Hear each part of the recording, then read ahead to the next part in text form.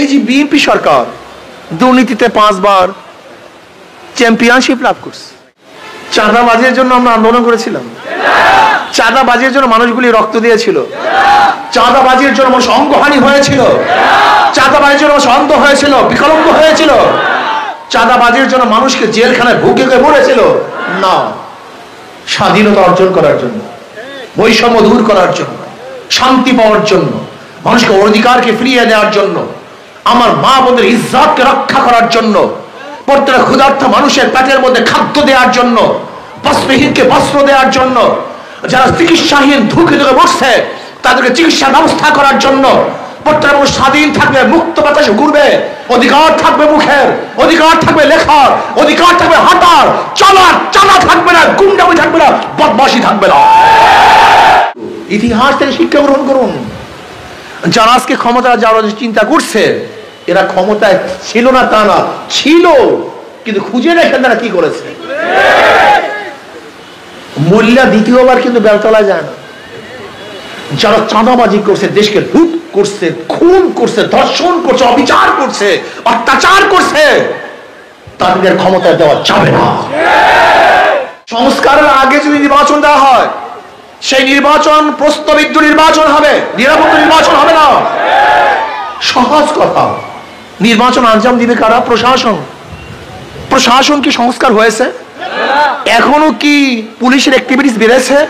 তা নির্বাচনটা দিবে কে, করবে কে? আবারও তো দখলদারি হবে, আবারও খুন খারাপি হবে, আবারও দখলদারি নির্বাচন হবে। এই নির্বাচন আমরা চাই না। আমরা নির্বাচন চাই নিরপেক্ষ নির্বাচন, প্রশ্নবিদ্ধ নির্বাচন আমরা চাই না।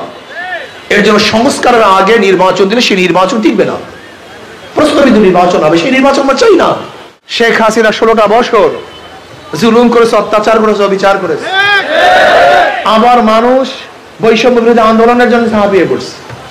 কেউ গোপনে ছিল, কেউ ওপেনে ছিল। যারা গোপনে ছিল তাদের জন্য একটা সুযোগ ছিল, যদি হাঁটতো তাহলে বলতো আমরা নাই, কিন্তু আমরা যারা ওপেনে ছিলাম আমাদের কোনো সুযোগ ছিল না। কথাটা বুঝাতে পারিনি। যারা গোপনে ছিল তারা বলতো আমরা এই আন্দোলনে নেই, আমরা সংগ্রামে নেই। যেরকম বিএনপি আগে ঘোষণা দিয়েছিল এই আন্দোলনের সাথে আমরা সম্পৃক্ত না। আপনারা দেখেছেন যে জুলাইয়ের 18 তারিখ এবং 24 তারিখ ফখরুল ইসলাম আলমগীর সাহেব বলেছেন এই আন্দোলনের সাথে আমরা সম্পৃক্ত না। আবার অনেকে মিটিংও করেছিল, এমনকি আগস্টের 3 তারিখ 4 তারিখ অনেকে মিটিং করেছিল।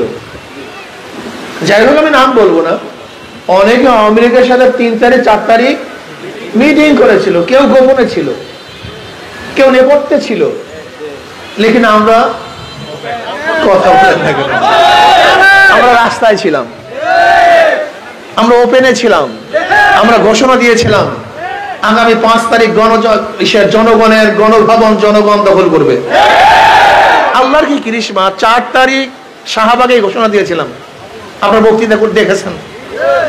4 তারিখ বিকালে শাহবাগে ঘোষণা দিয়েছিলাম 4 আগস্ট যে আগামীকাল এই জনগণের গণভবন জনগণ দখল করবে। আল্লাহর কি কৃষ্মা, 5 তারিখ দখল হয়েই গেছে। নাহমাদু ওয়া সাল্লি আলা রাসূলিহিল কারীম, আম্মা বাদ। ফাআউযু বিল্লাহি মিনাশ শাইতানির রাজীম, বিসমিল্লাহির রহমানির রহিম। ইনিল হুকমু ইল্লা লিল্লাহ, সাদাকাল্লাহুল আলিয়্যুল আযীম। সবাই পড়েন সাল্লাল্লাহু আলাইহি ওয়াসাল্লাম। ইসলামী আন্দোলন বাংলাদেশ রায়পুর থানা শাখা কর্তৃক আয়োজিত আজকে সম্মেলনে সম্মানিত সভাপতি সেরের তাজ, সম্মানিত ওলামায়ে কেরাম, সর্বস্তরের ইসলাম প্রিয় দেশপ্রেমিক ভাইয়েরা আমার, ইসলামী আন্দোলন বাংলাদেশ কি ও কেন আমরা অনেকে জানি, অনেকে জানি না। ইসলামী আন্দোলন বাংলাদেশ নিছক শুধু দেশ, দল এবং নেতা পরিবর্তনের কোনো সংগঠনের নাম নয়। ইসলামী আন্দোলন বাংলাদেশ বিশ্বাস করে শুধু দেশ, দল এবং নেতা পরিবর্তনের মাধ্যমে মানুষের শান্তি মুক্তি আসতে পারে না। এই দেশ বারবার পরিবর্তন হয়েছে। দীর্ঘদিন পর্যন্ত দেশের শাসক ছিলাম আমরা। এই পাক-ভূত উপমহাদেশে প্রায় 750-800 বছর পর্যন্ত মুসলমানদের শাসন ছিল। কিছু মুনাফিকের কারণে প্রায় 200 বছর, 190 বছরের মতো ব্রিটিশ এদের শোষণ করেছে, নির্যাতন করেছে, জুলুম করেছে। আর সেই জুলুমের শিকার হয়েছিল মুসলমানই বেশি। 1803 ইসাই সালে যখন ব্রিটিশ দিল্লি দখল করেছে, ওই সময় শাহ ওয়ালিউল্লাহ মুহাদ্দিস দেহলভী রাহমাতুল্লাহ আলাইহির বড় সন্তান শাহ আব্দুল আজিজ সাহেব রাহমাতুল্লাহ ঘোষণা দিয়েছিলেন, আজকের থেকে পাক-ভূত উপমহাদেশ দারুল ইসলাম নয়, দারুল হরব। ব্রিটিশদের বিরুদ্ধে আন্দোলন করা প্রত্যেকটা মুসলমানদের জন্য ফরজে আইন। সেই দিন থেকে ব্রিটিশ হটাও আন্দোলনের সূচনা হয়েছিল। আর আপনারা জানেন, ব্রিটিশ হটাও আন্দোলনের সবচেয়ে বেশি জীবন দিয়েছিল মুসলমান। ইন্ডিয়ান গেটের মধ্যে ব্রিটিশ হটাও আন্দোলনে যারা শহীদ হয়েছে, মারা গিয়েছে, তাদের নাম লেখা আছে। এর মধ্যে সবচেয়ে বেশি সংখ্যায় কারা? মুসলমানদের মনে রাখতে হবে, এটা প্রত্যেকটা মুসলমানের সন্তানকে মনে রাখতে হবে। ব্রিটিশ হটাও আন্দোলনের সূচনাও করেছিল মুসলমান, এবং সবচেয়ে বেশি রক্ত দিয়েছিল কারা ভাই? মুসলমান। আন্দোলনের সূচক এবং সর্বাধিক যারা সমর্থন করেছিল, পার্টিসিপেট করেছিল, তাদের আন্দোলনের ভিত্তিতে ব্রিটিশ এদেশ থেকে ভাগতে বাধ্য হয়েছে। ভেবেছিলাম এবার মানুষ মুক্তি পাবে, শান্তি পাবে, কিন্তু আমরা কি দেখলাম? ভারতের সংখ্যাগরিষ্ঠ মানুষগুলি মুসলমানদের উপর আবারও নির্যাতন করতেছে, নিপীড়ন করতেছে, শোষণ করতেছে, অত্যাচার করতেছে। মুসলমানরা চিন্তা করছে মুসলমানদের জন্য আলাদা ভূখণ্ডের প্রয়োজন, এক দেশের প্রয়োজন। আর মুসলমানদের আন্দোলনের ভিত্তিতে পাকিস্তান নামে একটা দেশ আমরা অর্জন করেছিলাম। আপনারা জানেন, পাকিস্তান নামীয় দেশের পিছনে একমাত্র চেষ্টা সাধনা ছিল কারা? মুসলমানরা, অন্য কেউ না। এই মুসলমানদের কারণেই পাকিস্তান সৃষ্টি হয়েছিল। পাকিস্তানের দুইটা অংশ, পশ্চিম পাকিস্তান, পূর্ব পাকিস্তান। ভেবেছিলাম মুসলমানদের জন্য যেহেতু স্বতন্ত্র কান্ট্রি হয়ে গেছে, দেশ হয়ে গেছে, এখন শান্তি পাবো, মুক্তি পাবো। কিন্তু পশ্চিম পাকিস্তানের লোকগুলি বৈষম্য করছে পূর্ব পাকিস্তানের মানুষের সাথে। আবার এই পূর্ব পাকিস্তানের মানুষগুলি স্বাধীনতা অর্জন করার জন্য, মুক্তি পাওয়ার জন্য, শান্তি পাওয়ার জন্য, বৈষম্য দূর করার জন্য 71 এই দেশটাকে স্বাধীন করে নাই, পাকিস্তান থেকে ভাগ হয়ে গেছে। ভাগ হয়ে স্বাধীন হয়ে গেছিলাম, ভেবেছিলাম এবার শান্তি পাবো, মুক্তি পাবো। শেখ সাহেবের নেতৃত্বে আওয়ামী লীগের দলের প্রধান হিসাবে সে দায়িত্ব নিলেন। কিন্তু কি দেখলাম? 74-এর দুর্ভিক্ষ, যে দুর্ভিক্ষ এমন প্রকট আকার ধারণ করেছিল, সেখানে মানুষ কচু, শাক, ঘাস না খেয়েছিল হাজার হাজার মানুষ, মারাও গেছে বহুত লোক। এরপরে 75-এর ঘটনা। এরপর আবার দেখলাম জিয়াউর রহমান সাহেব ক্ষমতা গ্রহণ করেছেন। ভেবেছিলাম এবার আর বৈষম্য থাকবে না, এবার মানুষের দুঃখ থাকবে না। কিন্তু 71 থেকে শুরু করে 2024 পর্যন্ত যারা এই ক্ষমতায় ছিল, তারা কি করেছেন? দুর্নীতিতে 5 বার চ্যাম্পিয়নশিপ লাভ করছে। এই যে বিএনপি সরকার দুর্নীতিতে 5 বার চ্যাম্পিয়নশিপ লাভ করছে। বিএনপি সরকার সহ আগেকার সরকারগুলি। আমরা কি দেখেছিলাম? 91-তে খালেদা জিয়া ক্ষমতায় আসছে। ভেবেছিলাম পুরুষরা পারে নাই, এবার মহিলারা পারবে। কিন্তু 91 থেকে 95 পর্যন্ত পারে নাই। 96-তে আবার আওয়ামী লীগ ক্ষমতায় আসছে। ভেবেছিলাম বিএনপি পারে নাই, আওয়ামী লীগ পারবে। আবার 2001-এ ওই হারুয়া পার্টি বিএনপিকে আবার ক্ষমতা নিয়ে আসছি। ভেবেছিলাম শিক্ষা পেয়েছে, এবার পারবে। কিন্তু 2001 থেকে 5 পর্যন্ত আবার অত্যাচার, অবিচার, জুলুম, নির্যাতন। আবার মানুষ আন্দোলন করেছে, সংগ্রাম করেছে, তত্ত্বাবধায়ক সরকার নিয়ে এসছে, তাদের আন্ডারে ভোট দিবে। কিন্তু না, আবার 2.5 বছর মঈনুদ্দিন ফখরুদ্দিনের সরকার দেখলাম। ভেবেছিলাম এবার মানুষ শান্তি পাবে। এরপর প্রশাসনিক নির্বাচনের মাধ্যমে শেখ হাসিনা 16টা বছর জুলুম করেছে, অত্যাচার করেছে, অবিচার করেছে। আবার মানুষ বৈষম্য বিরোধী আন্দোলনের জন্য ঝাঁপিয়ে পড়ছে। কেউ গোপনে ছিল, কেউ ওপেনে ছিল। যারা গোপনে ছিল তাদের জন্য একটা সুযোগ ছিল, যদি হারতো তাহলে বলতো আমরা নাই। কিন্তু আমরা যারা ওপেনে ছিলাম আমাদের কোনো সুযোগ ছিল না। কথাটা বুঝাতে পারিনি। যারা গোপনে ছিল তারা বলতো আমরা এই আন্দোলনে নেই, আমরা সংগ্রামে নেই। যেরকম বিএনপি আগে ঘোষণা দিয়েছিল এই আন্দোলনের সাথে আমরা সম্পৃক্ত না। আপনারা দেখেছেন যে জুলাইয়ের 18 তারিখ এবং 24 তারিখ ফখরুল ইসলাম আলমগীর সাহেব বলেছেন এই আন্দোলনের সাথে আমরা সম্পৃক্ত না। আবার অনেকে মিটিংও করেছিল, এমনকি আগস্টের 3 তারিখ 4 তারিখ অনেকে মিটিং করেছিল। যাই হোক, আমি নাম বলবো না। অনেকে আওয়ামী লীগের সাথে 3 তারিখ 4 তারিখ মিটিং করেছিল। কেউ গোপনে ছিল, কেউ নেপথ্যে ছিল। লেকিন আমরা কথা বলে থাকি, আমরা রাস্তায় ছিলাম, আমরা ওপেনে ছিলাম, আমরা ঘোষণা দিয়েছিলাম আগামী 5 তারিখ জনগণের গণভবন জনগণ দখল করবে। আল্লাহর কি করিশ্মা, 4 তারিখ শাহবাগে ঘোষণা দিয়েছিলাম। আপনার বক্তৃতা করে দেখেছেন। 4 তারিখ বিকালে শাহবাগে ঘোষণা দিয়েছিলাম 4 আগস্ট যে আগামীকাল এই জনগণের গণভবন জনগণ দখল করবে। আল্লাহর কি করিশ্মা, 5 তারিখ দখল হয়েই গেছে। আল্লাহ না করুক যে সাকসেস না হতাম, তাহলে আমাদের অবস্থাটা কি হইতো বলেন তো? সবাই তো ব্যাস তালে আর মিঠাই মিলা যাইত, কিন্তু আমাদের অবস্থা কি ছিল? আমরা তো কাবাবের হাড্ডি, মিলার কোনো কায়দা নেই।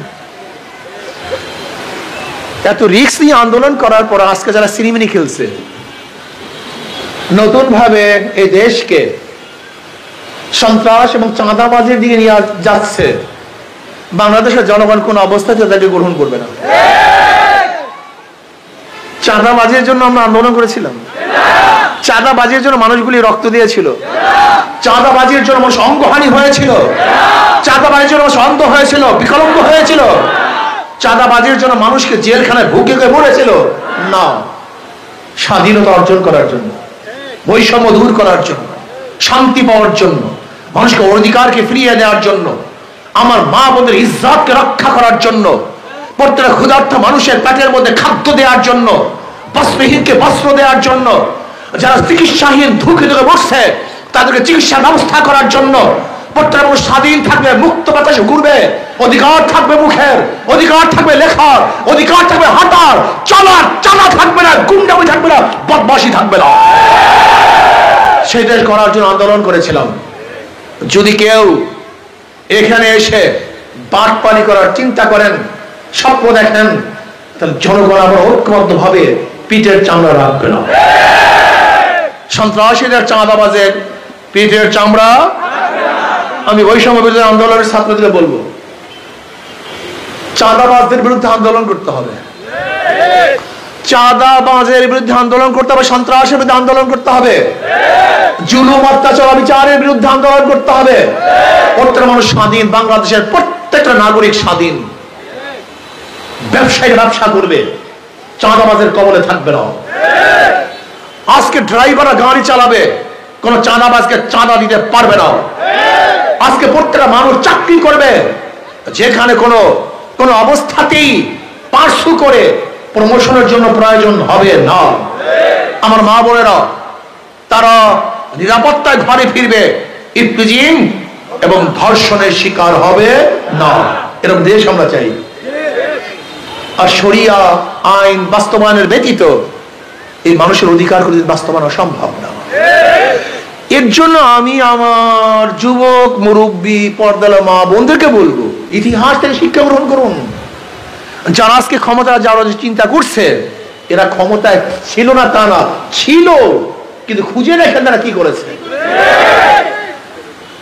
মোল্লা দ্বিতীয়বার কিন্তু বেলতলায় যায় না। যারা চাঁদাবাজি করছে, দেশকে লুট করছে, খুন করছে, ধর্ষণ করছে, অবিচার করছে, অত্যাচার করছে, তাদের ক্ষমতা দেওয়া যাবে না। যারা আদর্শবান, নীতিবান, চরিত্রবান, খোদার ভীরু, এদেরকে যদি ক্ষমতায় বসান তাহলেই মানুষ শান্তি পাবে, মুক্তি পাবে। সংস্কারের আগে যদি নির্বাচন দেওয়া হয়, সেই নির্বাচন প্রশ্নবিদ্ধ নির্বাচন হবে, নিরাপত্তা নির্বাচন হবে না। সহজ কথা। নির্বাচন আঞ্জাম দিবে কারা? প্রশাসন। প্রশাসন কি সংস্কার হয়েছে? এখনো কি পুলিশের অ্যাক্টিভিটিস বেড়েছে? তা নির্বাচনটা দিবে কে? করবে কে? আবার তো দখলদারি হবে, আবার খুন খারাপই হবে, আবার দখলদারি নির্বাচন হবে। এই নির্বাচন আমরা চাই না। আমরা নির্বাচন চাই নিরপেক্ষ নির্বাচন, প্রশ্নবিদ্ধ নির্বাচন আমরা চাই না। এর জন্য সংস্কারের আগে নির্বাচন দিলে সেই নির্বাচন টিকবে না।